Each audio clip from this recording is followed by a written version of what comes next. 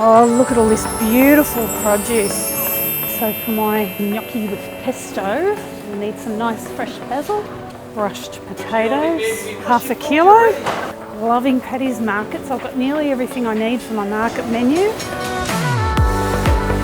Here I am in Paddy's kitchen, and I'm going to use some beautiful, fresh, seasonal produce to make some delicious food. And this recipe is a beautiful potato gnocchi with basil pesto and broccolini. The first thing I'm going to do is make the pesto. So I've got some pine nuts here, which I've toasted.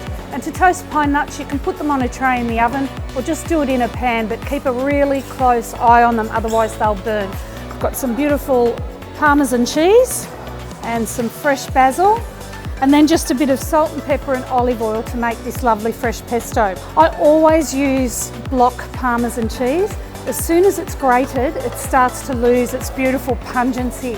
So if you're buying it already grated, it's lost a lot of its flavour. So it's always better to have a block and grate it yourself, or as I'm going to do today, I'm going to chop it up in a little food processor.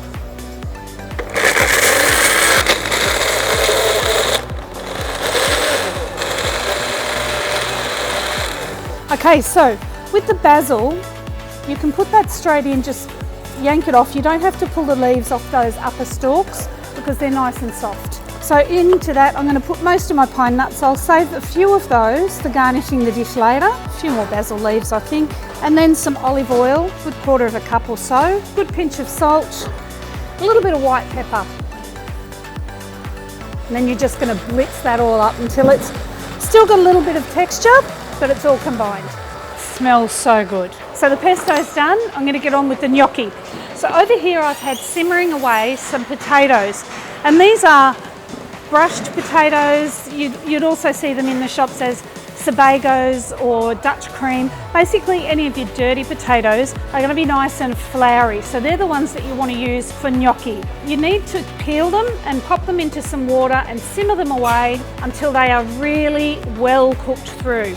If they're not cooked all the way through, what will happen is you'll end up with chunks of raw potato in your gnocchi. So I can tell that these are soft all the way through. Just give it a good drain. Now what I'm going to do with these is put them through a potato ricer. So this is kind of like a great big garlic press, except you can use it for potatoes or pumpkin or anything you want to mash. And it will make the most beautiful mashed potatoes and also make really, really nice smooth mash for your gnocchi.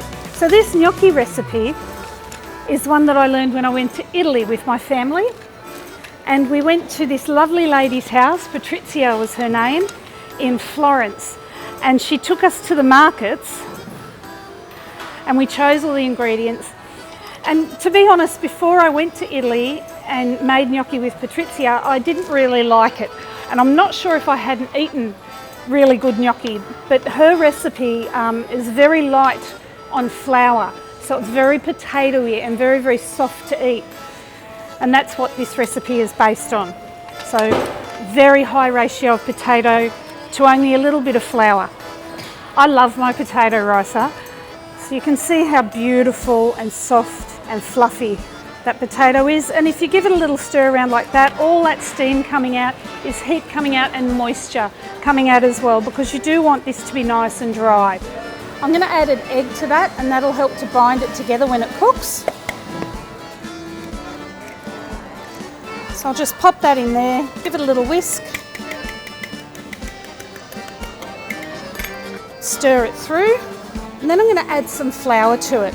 And the amount of flour will generally be, for half a kilo of potatoes, around about a quarter of a cup. Sprinkle it over, and once you've added the flour, just like anything that you want to be fluffy and light, like scones or cakes, once you've added the flour, you don't work it too much. So we're just going to fold that through.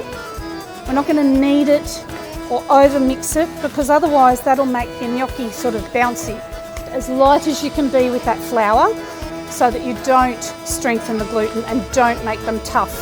So what I've got there is a dough that looks really workable to me, and now we get to the fun bit, which is actually making the gnocchi. I'm going to flour my board so that it doesn't stick, and I'm going to grab a little handful of it, floury hands as well. Just going to roll it into a sausage using both hands like that. And what you're looking for is a sausage of dough that's around about the thickness of your thumb. And I'm assuming there that you have normal sized thumbs. If you've got giant mutant thumbs, go a little narrower. Okay, so I'm just going to cut those into 2 centimetre lengths with a nice sharp knife.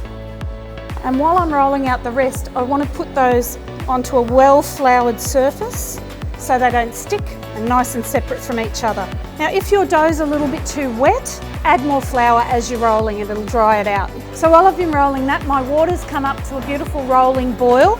And I'm going to pop the broccolini in there until it becomes al dente, but with a bit of bite to it. It's still nice and bright green, but it's got a bit of flex to it. So that's exactly where we want that. And now just into the same water, which keeps it economical, nice salty water, we're going to start to drop the gnocchi. Be careful not to splash yourself. So it does not take very long for these to cook.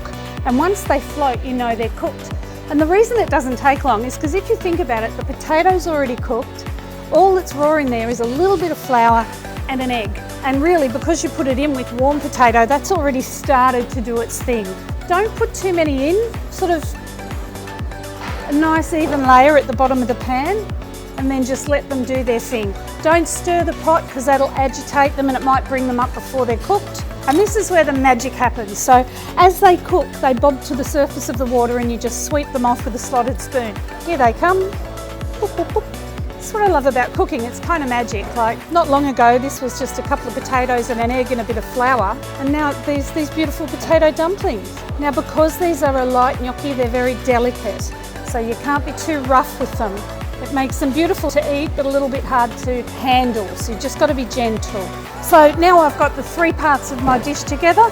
Gnocchi's done, pesto's done, and the broccolini's ready. I'm just going to put a little bit of this gnocchi water into the pesto. So this is what you would call a spreading consistency. It's what you would use for if you were going to use it as a dip, for example. But if you want to mix it as a sauce, you can either add a little bit of cream to it or a little bit of this beautiful starchy gnocchi water, and that'll just loosen that a bit so that it becomes more of a sauce consistency. And that way it'll coat the gnocchi beautifully. It smells yummy. When you're making gnocchi, it's best to serve it straight away. If you want to make it ahead of time, you can make it to the stage where you've cut it, pop it into the freezer on a flat tray, and once it's frozen, you can put it into a bag and put it back in the freezer. And just drop it straight into your simmering water the way you would the raw gnocchi that we just used then. Very gently, going to mix that through. And it's time to plate up. I've just cut broccolini up into nice narrow slivers so it drapes beautifully over the gnocchi. Some of our reserved pine nuts. Want a little drizzle of olive oil. And I think it's really lovely with a wedge of lemon as well, just for a bit of zing. Thank you for joining me for Paddy's Market menu. This is potato gnocchi with basil pesto and broccolini. You'll find the recipe at paddysmarkets.com.au. Thanks for joining me, and I'll see you next week.